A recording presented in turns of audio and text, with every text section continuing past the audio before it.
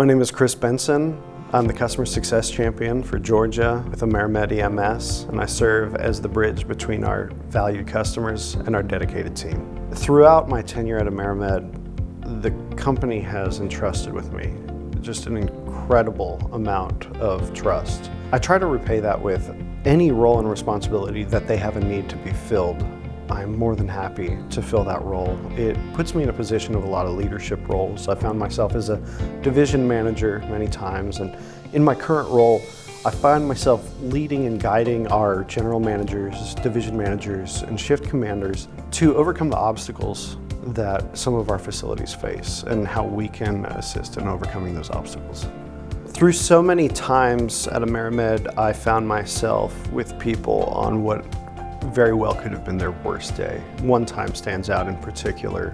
A local county hospital I arrived to transport an adolescent male. It was such a chaotic situation for him. He was surrounded by so many nurses, security guards, his family, and people were yelling at him and just wishing that he would calm down.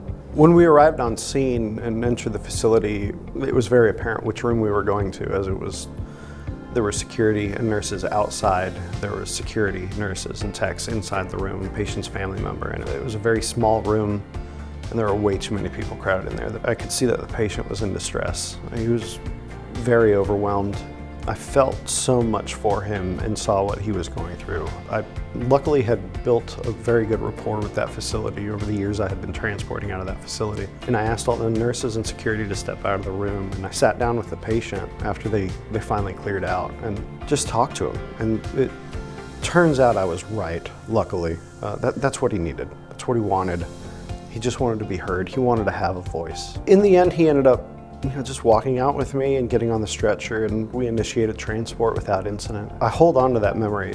It just means so much to me. To be able to connect with patients, have that connection.